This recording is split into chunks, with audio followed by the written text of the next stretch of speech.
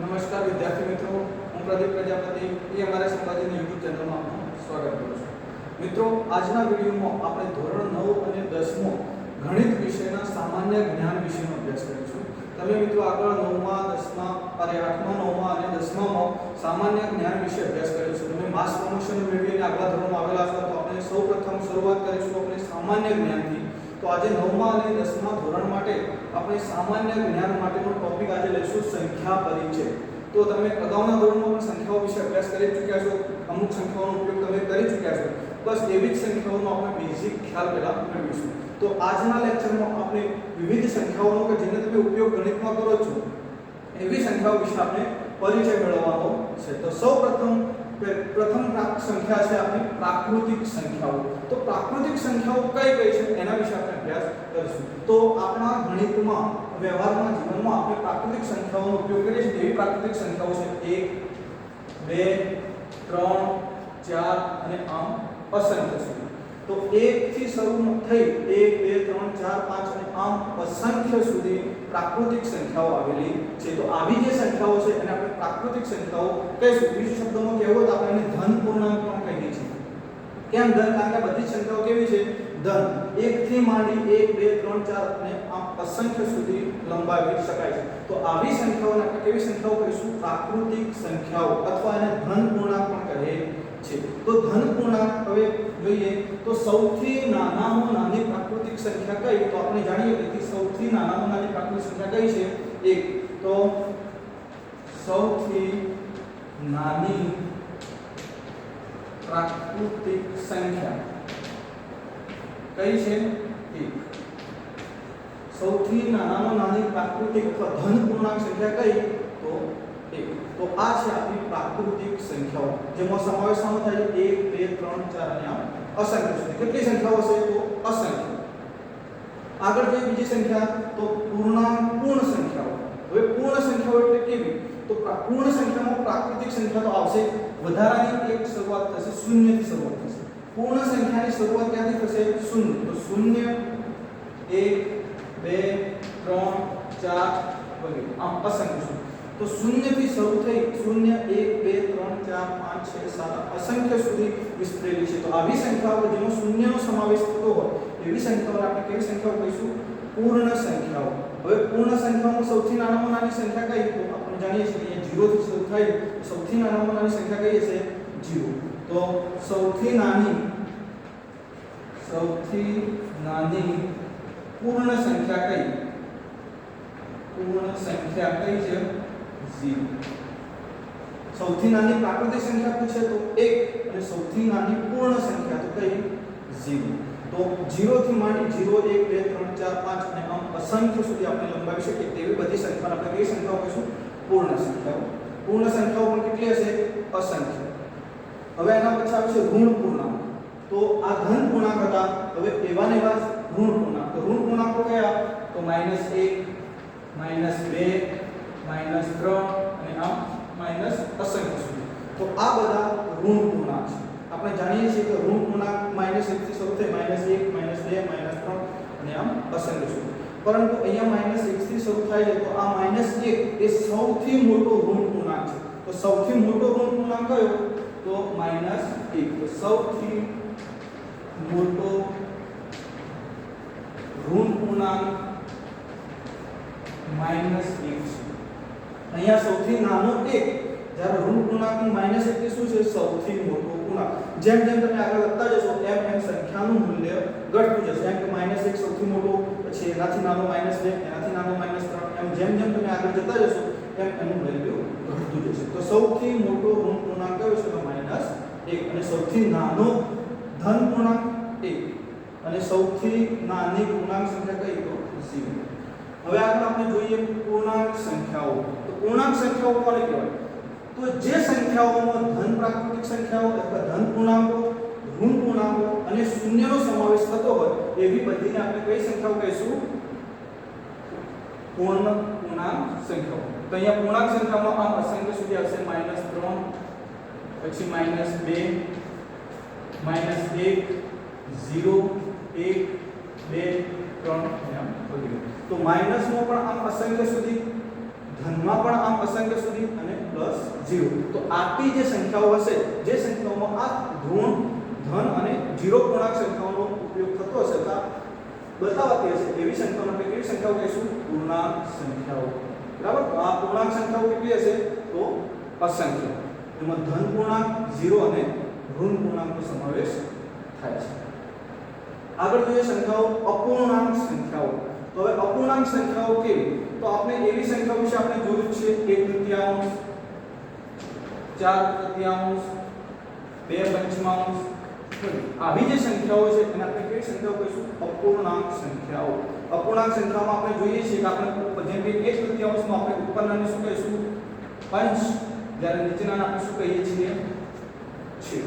અપૂર્ણાંક સંખ્યાઓમાં 1/3, 4/3, 2/5 વગેરે સંખ્યાઓનો આપણે ઉપયોગ કરીએ છીએ. અહીં આપણે ઉપરની સંખ્યાને છેદ, ઉપરના અંશ કહીએ છીએ, નીચેનાને શું કહીશું? છેદ. તો આવી જે સંખ્યાઓ છે એ સંખ્યાઓને આપણે કેવી સંખ્યાઓ કહીશું? અપૂર્ણાંક સંખ્યાઓ. એના પછી આવે છે દશાંશ સંખ્યાઓ.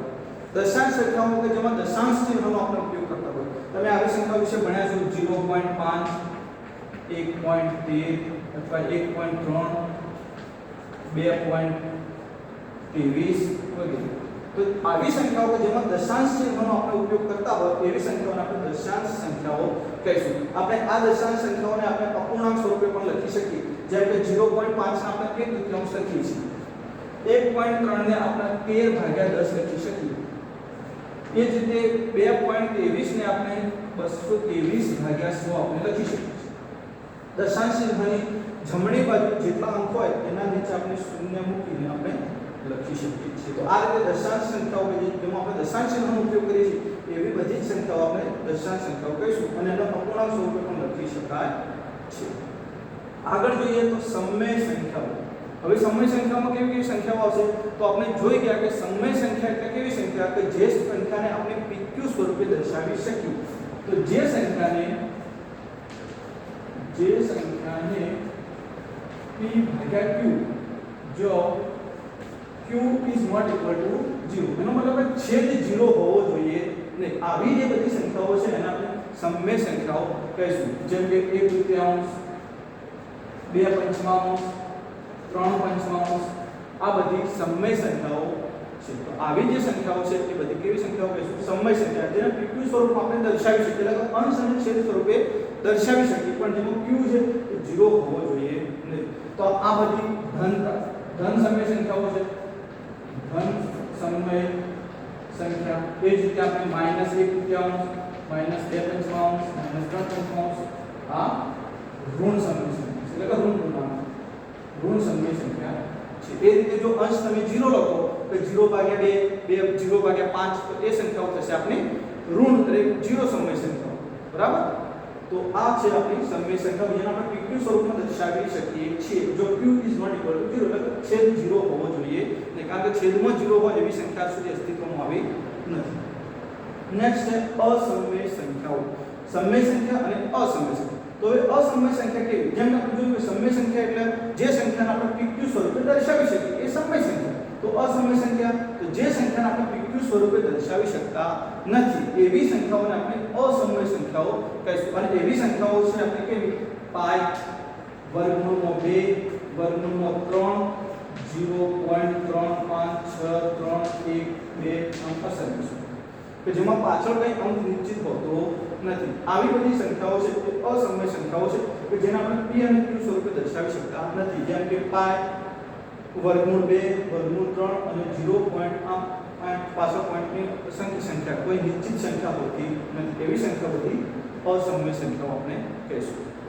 હવે આ જે બધી સંખ્યાઓ છે આપણે પ્રાકૃતિક સંખ્યા, પૂર્ણ સંખ્યા, ઋણ પૂર્ણાંકો, પૂર્ણાંક સંખ્યા, અપૂર્ણાંક સંખ્યા, દશાંશ સંખ્યાઓ, સમય સંખ્યા અને અસમય સંખ્યા, આ બધી જ સંખ્યાઓ જેમાં ભેગી થાય ત્યારે આપણે વાસ્તવિક સંખ્યાઓ બને છે. જે સંખ્યાઓમાં બધી જ સંખ્યાઓનો સમાવેશ થતો હોય એવી સંખ્યાઓને આપણે કેવી સંખ્યાઓ કહીશું? વાસ્તવિક સંખ્યાઓ. તો વાસ્તવિક સંખ્યામાં કઈ કઈ સંખ્યાઓ આવશે? પ્રાકૃતિક સંખ્યા આવે, પૂર્ણ સંખ્યા આવે, ઋણ પૂર્ણાંક આવે, અપૂર્ણાંક અને પૂર્ણાંક સંખ્યા, અપૂર્ણાંક સંખ્યા, દશાંશ વાળી સંખ્યાઓ, સમય સંખ્યા અને અસમય સંખ્યા આ બધી જ સંખ્યાઓ જેમાં આવતી હોય એવા સમૂહને આપણે વાસ્તવિક સંખ્યાઓ કહીશું. ધોરણ 10 માં તમારું પહેલું ચેપ્ટર છે વાસ્તવિક સંખ્યાઓ. તો એ વાસ્તવિક સંખ્યાઓમાં આપણે આ બધી જ સંખ્યાઓનો ઉપયોગ કરવાનો છે. હવે નેક્સ્ટ આપણે જોઈએ વિરોધી સંખ્યા. તો વિરોધી સંખ્યા કોને કહેવાય? તો એવી બે કઈ સંખ્યાઓ છે કે જેને આપણે એકબીજાના વિરોધી કહીશું? તો જે બે સંખ્યાઓનો સરવાળો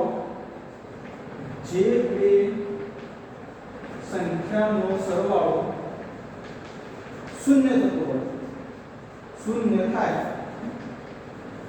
તેને વિરોધી સંખ્યા કહીએ છીએ. વિરોધી સંખ્યા કહીએ છીએ. તો વિરોધી સંખ્યા એટલે જે બે સંખ્યાઓનો સરવાળો શૂન્ય થાય એને આપણે વિરોધી સંખ્યા કહીશું. હવે શૂન્ય કેવી રીતના? તો અહીંયા આપણે જોઈએ કે -3 + 3 -3 + 3 તો આપણને ખબર છે કે સંખ્યા માઈનસ ને પ્લસ છે તો જવાબ શું આવશે? 0. -5 + 5 તો જવાબ શું આવશે? 0.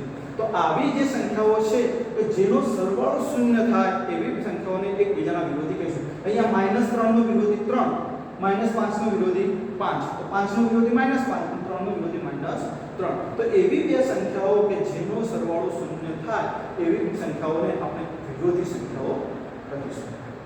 તો વિરોધી સંખ્યા એટલે બે સંખ્યાઓનો સરવાળો જેમ કે 3 તો 3 ની વિરોધી -3, 5 તો 5 ની વિરોધી -5, -6 તો -6 ની વિરોધી હશે 6. બરાબર? ચલો હવે નેક્સ્ટ છે આપણી વ્યસ્ત સંખ્યાઓ. હવે વ્યસ્ત સંખ્યા કોને કહેવાય? તો સરવાળાની વિરોધી સંખ્યાની જેમ જ એવી સંખ્યા કે જેમનો ગુણાકાર 1 થાય. વ્યસ્ત સંખ્યાઓ એટલે એવી સંખ્યા કે જે બે સંખ્યાઓનો તમે ગુણાકાર કરો તો તમને જવાબ કેટલો મળે? 1. જેમ કે અહીંયા આપણે જોઈએ કે 3 × 1/3 અહીંયા 3 આપણે ઉડાડીએ તો જવાબ આવશે 1.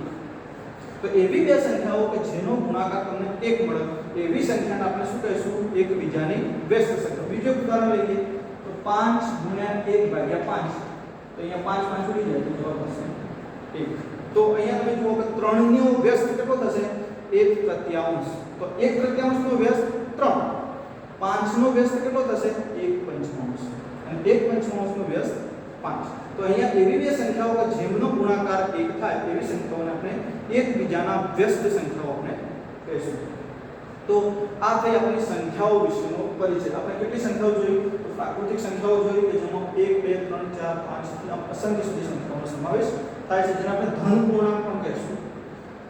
સૌથી નાની પ્રાકૃતિક સંખ્યા કઈ છે? તો 1. પૂર્ણ સંખ્યાઓ તો પૂર્ણ સંખ્યા કઈ કે જેમાં 0 નો સમાવેશ થાય. 0 1 2 3 4 થી અસંખ્ય સુધી તમે જમણી બાજુ જેટલી સંખ્યાઓ લખી શકો એટલી સંખ્યાઓને આપણે જેમાં 0 તો સૌથી નાની પૂર્ણ સંખ્યા કઈ? તો 0. ઋણ પૂર્ણાંકમાં માઈનસ સંખ્યાઓ હશે -1 -2 -3 અને માઈનસ અસંખ્ય સુધી. સૌથી મોટો ઋણ પૂર્ણાંક કયો છે? આપણો -1. જેમ તમે જમણી બાજુ જતા જશો સંખ્યાની વેલ્યુ તેમ એનું મૂલ્ય પણ ઘટતું જાય છે. કેમ? કારણ કે માઈનસ ચિહ્ન આગળ છે. એના પછી આપણે જોયું પૂર્ણાંક સંખ્યાઓ. પૂર્ણાંક સંખ્યાઓ એટલે કઈ સંખ્યાઓ કે જેમાં ઋણ સંખ્યાઓ 0 અને ધન પૂર્ણાંકનો સમાવેશ થતો હોય એવી બધી જ સંખ્યાઓને આપણે પૂર્ણાંક સંખ્યાઓ કહીશું. અપૂર્ણાંક સંખ્યાઓ તો અપૂર્ણાંક સંખ્યાઓમાં આપણે આ રીતે હંમેશા છેદ સ્વરૂપે જે સંખ્યાઓને લખીએ છીએ એને આપણે અપૂર્ણાંક સંખ્યાઓ કહીશું. અંશ ઉપરનાને આપણે નીચેનાને છે. દશાંશ સંખ્યાઓમાં આપણે દશાંશ ચિહ્નનો જેનો ઉપયોગ કરીએ છીએ એવી સંખ્યાઓને આપણે દશાંશ સંખ્યાઓ કહીશું. જેમ કે 0.5 1.3 2.23 તો જેમાં દશાંશ ચિહ્નનો ઉપયોગ થાય એવી સંખ્યાઓને આપણે દશાંશ સંખ્યાઓ કહીશું. આપણે એનું નિરૂપણ અપૂર્ણાંકમાં પણ કરી શકીએ છીએ. આગળ આપણે જોયું સમય સંખ્યાઓ.